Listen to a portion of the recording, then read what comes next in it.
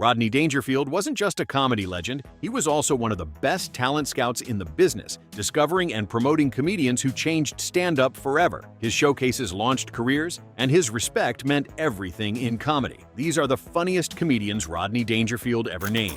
Jack Benny's image mastery. Dangerfield's admiration for Benny runs through his whole image-first philosophy, pointing to him as instantly recognizable. The Rodney Dangerfield name itself traces back to a Jack Benny character reference, showing how deep that imprint went. What Benny did better than almost anyone was make silence funny with the long pause, slow take, and controlled panic when a situation cornered him. That timing matters because Dangerfield's own rhythm is basically speed plus precision, with his jokes landing fast, while micro pauses and facial hurt sell the punch. Benny also validated Dangerfield's whole premise, remarking that the no respect feeling hits something universal people recognize in themselves. A signature Benny moment is the classic mugging hesitation after your money or your life, with the pause detonating the laugh. Dangerfield essentially translated that same persona craft into a modern underdog with different character but same mastery of making the audience feel the personality. The silence became weaponized comedy. Benny's influence shaped Dangerfield completely. The persona-first approach came from studying Benny, Andy Kaufman's fearless anti-comedy.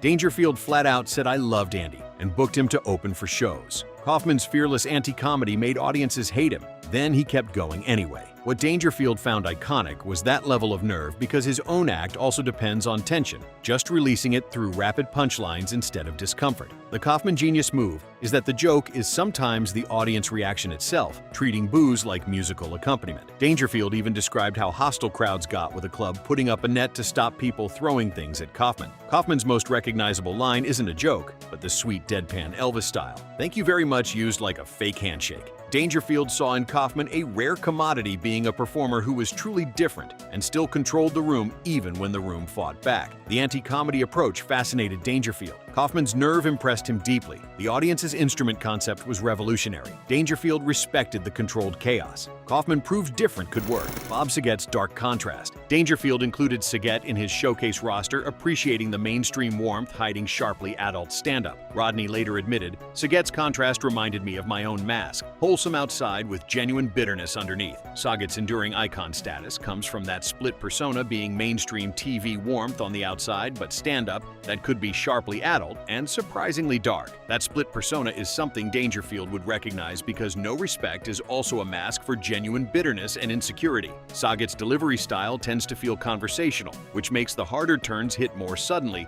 like you didn't see the punch coming. A signature line isn't as universally pinned to him as others, but his hallmark is that whiplash pivot from wholesome setup to edgy reveal. Being placed on a Dangerfield platform meant you could handle a real comedy audience, not just a TV audience, and Saget fit that test. Dangerfield's taste here is consistent, liking writers who could surprise without losing control of the room. The contrast fascinated Rodney.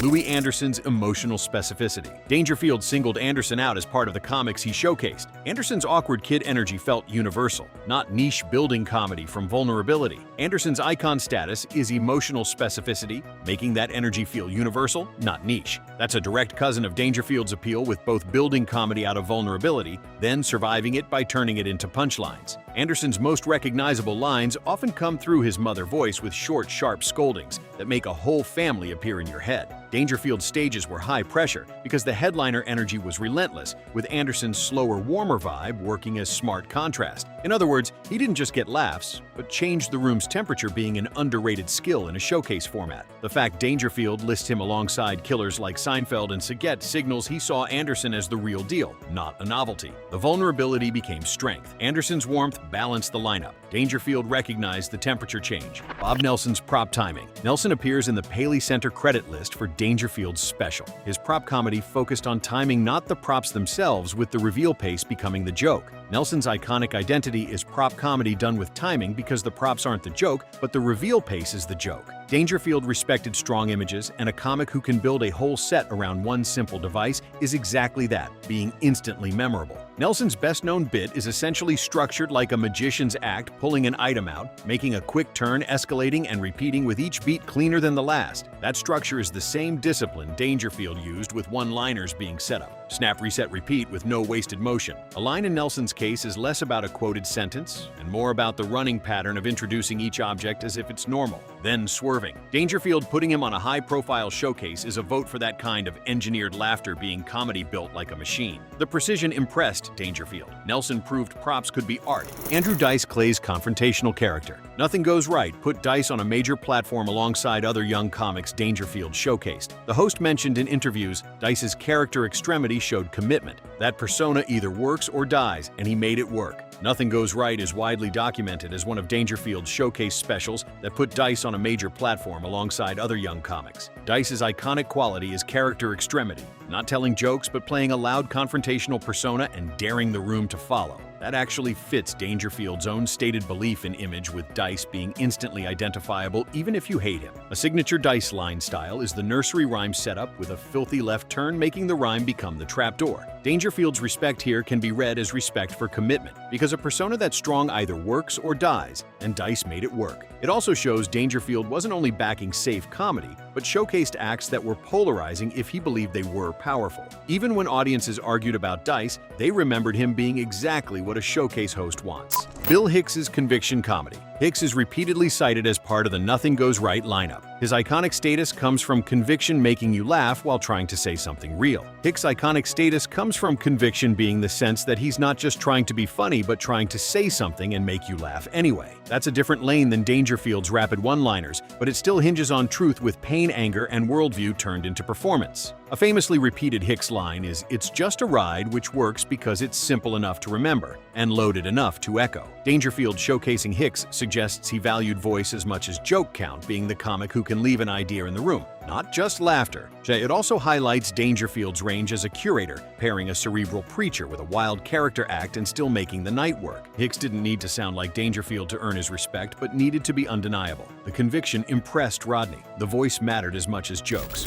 Rita Rudner's elegant speed. Dangerfield named Rudner as one of the comedians in his showcases with her elegance plus speed delivering tightly packed jokes. She sounds airy and effortless while maintaining precision, proving a comic can be light without being soft. The romantic self-deprecation turns dating, marriage, and insecurity into punchlines that feel harmless until they sting. Dangerfield's own persona is more bruised, but the mechanism is similar, taking embarrassment and making it the engine. Rudner's icon status is elegance plus speed, sounding airy and effortless while delivering tightly packed jokes. That combination matters to a writer like Dangerfield because it proves a comic can be light without being soft. A recognizable Rudner-style line is the premise of romantic self-deprecation, turning dating, marriage, and insecurity into punchlines that feel harmless until they sting. Her clarity works as a weapon in showcase environments with audiences locking in fast because they always know exactly what she's saying and why it's funny. Dangerfield's inclusion of her alongside louder acts shows he respected precision as much as volume. The craftsmanship impressed him deeply.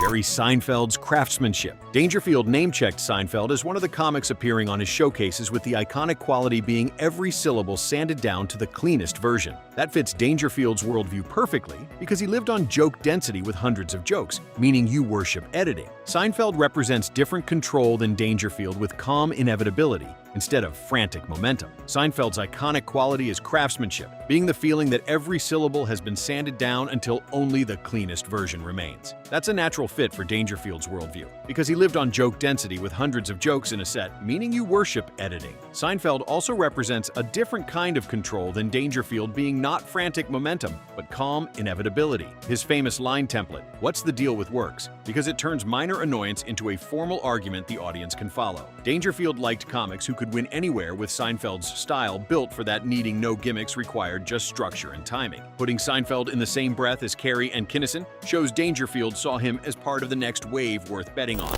Irrera's club efficiency. Irrera is consistently listed among the Nothing Goes Right showcase performers Dangerfield hosted, with his iconic lane being tough club comedy. Sharp observations and quick turns let him ride rowdy rooms without losing the thread. That room control skill is exactly what Dangerfield's environment demanded, with his club and specials built for killers, not gentle pacing. Irrera's signature isn't one universally quoted phrase, but the attack rhythm with casual setup then sudden punch delivered, like it's obvious. His iconic lane is tough club comedy, being sharp observations observations, quick turns, and the ability to ride a rowdy room without losing the thread. That room control skill is exactly what Dangerfield's environment demanded, because his club and specials weren't built for gentle pacing, but were built for killers. Dangerfield valued comics who could land cleanly under pressure, because he understood that a showcase slot is a stress test, not a rehearsal. Putting Irrera in the lineup balanced the extremes between Dice's character heat and Hicks's sermon intensity, with Irrera being pure club efficiency. That's the kind of comic a veteran respects, being not just funny on a good night, but reliable on a bad one. W.C. Field's durable image. Dangerfield explicitly grouped Fields with Benny as a rare example of a comic with true durable image, not just interchangeable material. Rodney confessed backstage, Fields committed completely to being a charming menace. That's a character you recognize in 1 second, just like No Respect. Fields' comedy is mistrust turned into poetry, with suspicion of kids' dogs,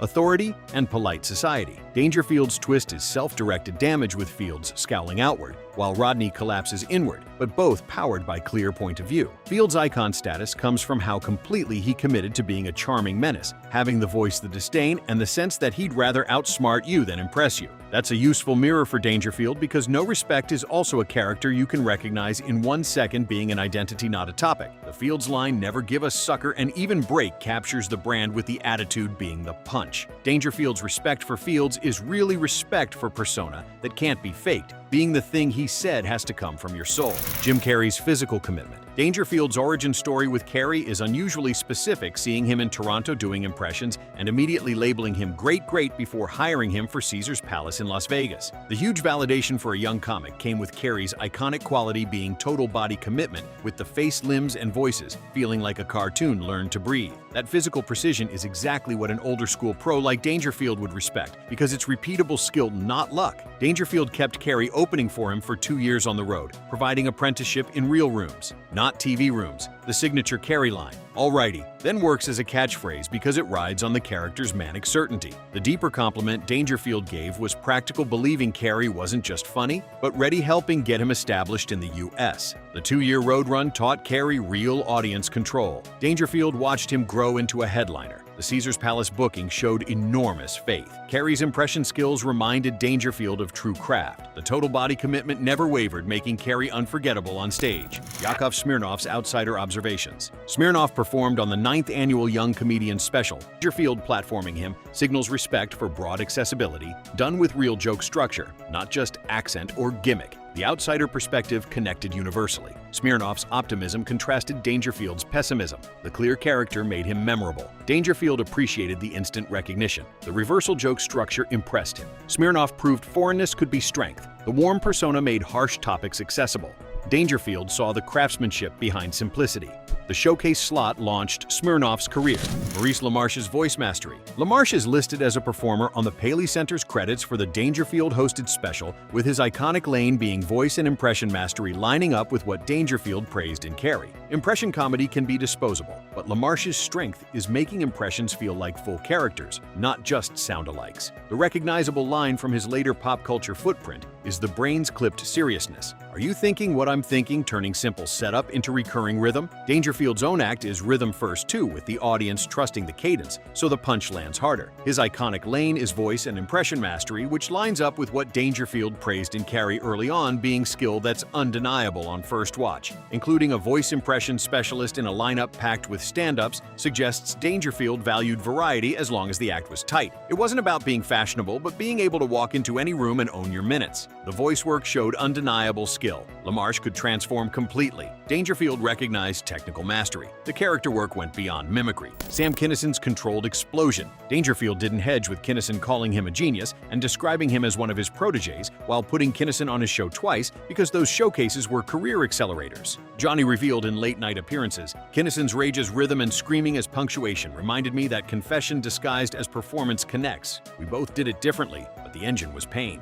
The iconic Kinison line isn't a sentence, but the howl, "Oh," because the sound itself becomes the punchline's aftershock. Dangerfield respected that Kinison could take a room hostage not with charm, but with force of personality and absolute commitment. Kinison's icon status is the controlled explosion, being rage as rhythm, screaming as punctuation, and pain turned into a battering ram. That may sound far from Dangerfield's one-liners, but the engine is similar, with both being confession disguised as performance. When a veteran comic says genius about someone that volatile, it's the highest form of respect, meaning undeniable even if dangerous. The controlled explosion matched Dangerfield's chaos. Kinison's pain turned into battering ram. The genius label wasn't given lightly. Kinison's volatility impressed Dangerfield. The showcase appearances launched stardom. Rodney Dangerfield proved he had an incredible eye for talent discovering and promoting comedians who changed stand-up forever. Which comedian do you think was the funniest that Rodney named? Let us know in the comments, and don't forget to subscribe for more late-night comedy history.